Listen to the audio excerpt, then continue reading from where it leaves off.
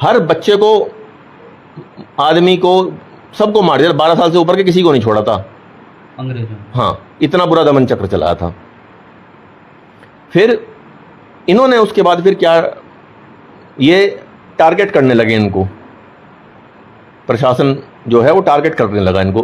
भाई एक तो 65 वाला एक्ट आ गया, 71 वाला आ गया, संपन्नता भी छीन ली, ऊपर से बदनामी और दे दी। ये चलता रहा फिर आगे तक।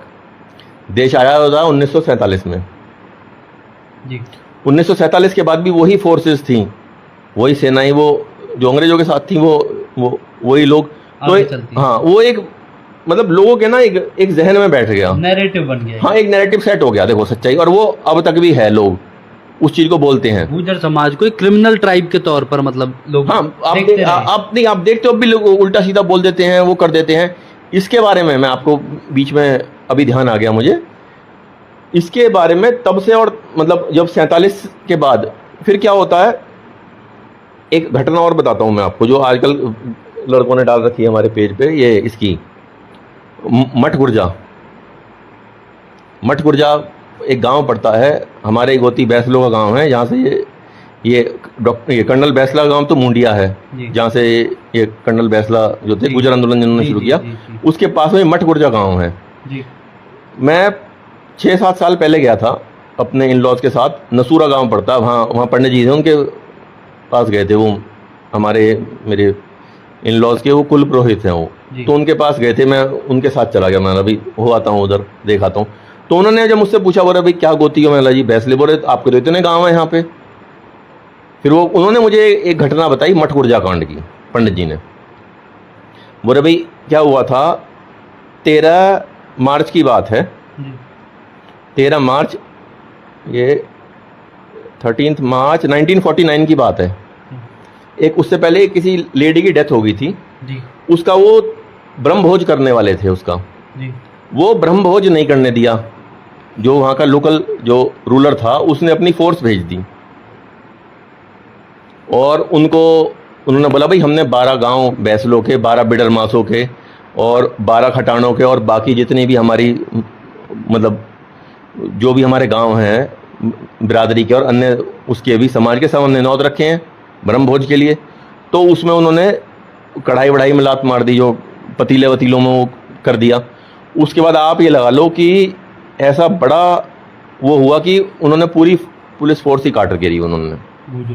हाँ, आज भी मठगुर्जा में, और उनकी गाड़ियों के चेसेस वगैरह मैं खुद देख के आया। फिर मैं 1 साल बाद मैं दीपक और मैं अपनी फैमिली को लेके गया, बच्चों को भी लेके गया, कि दिखा के लाया कि भाई देखो, मतलब ये भी एक घटना हुई। अनुराग भाई, हम थोड़ा सा इस तरीके से, मैं अपने व्यूअर्स को भी बताऊं, इसको थोड़ा इस तरीके से समझते हैं कि अगर आप गुर्जर समाज को दबाने का प्रयास कर रहे हो किसी भी रूप में, जब तक वो दब रहे हैं, लेकिन अगर वो विरोध पर आए, जो मठगुर्जा वाला कांड है ये क्लियर करता है। नहीं वो मैं आपको बता रहा हूँ ना, उसमें अगर ये अपनी सी पे आए तो फिर नहीं, वो मैं फिर बता रहा हूँ ना, मैं उसको सब बताऊंगा मैं आपको।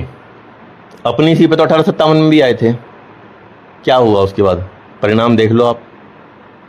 अब लड़ाई हथियारों की नहीं रह गई है, अब तलवारों की लड़ाई नहीं है, अब लड़ाई कलम की है, शिक्षा की लड़ाई नहीं, कलम की लड़ाई है अब ये। अब लड़ाई कलम की है, वो तलवारों वाला वो तो जमाना, जैसा समय होता आदमी को उसी के अनुरूप ढल जाना चाहिए। एक राजेश पायलट जी का आपने लड़के एक कोर्ट चलाते हैं भी, जब तक गरीबों के, किसानों के, मजदूरों के बच्चे उन पदों पर नहीं बैठेंगे जहाँ से देश की नीतियाँ बनती हैं, तब तक देश का विकास नहीं होगा। वो सच्चाई है, वो इतने वर्षों पहले वो चीज़ कह गए, वो जिसको कोई सोचता नहीं था उसको। हाँ, जिसको कोई सोचता है, बहुत दूरगामी सोच थी उनकी। तो फिर क्या हुआ, जब ये सारा हुआ तो मठगुर्जा में क्या करा, उसमें अब एक 25 तो मतलब अलग अलग समाजों के थे, एक उनमें 26वां जो था वो ब्राह्मण था पुलिस वालों में। तो उन्होंने बोला भाई हम ब्रह्म हत्या नहीं करेंगे, बुरे हमें गुजरों में ब्रह्म हत्या पाप मानी जाती है। तो जो वहां उनका पुरोहित था गुजरों का ही, उसने बोला तुम नहीं मार सकते, क्या बोले मैं मार दूंगा। उसने गला काट दिया उसको ऑन द स्पॉट, ये भी सच्चाई है।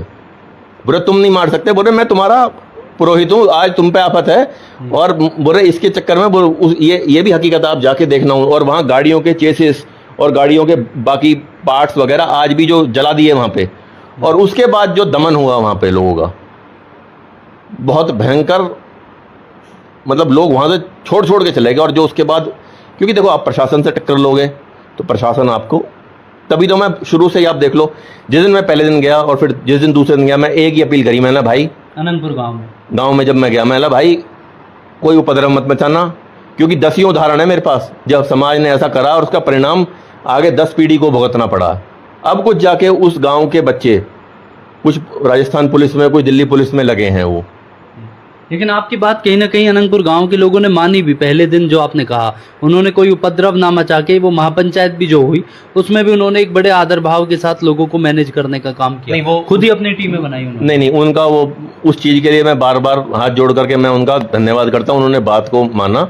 और मैं तो सबको ये बोलता हूँ, आज कलम की ताकत है, अधिकारी होते हैं हमारे, तो हमारे साथ ऐसा अन्याय नहीं होता। अब ये जो चीज़ मैं आपको बता रहा हूँ, ये हमारे जनप्रतिनिधियों को या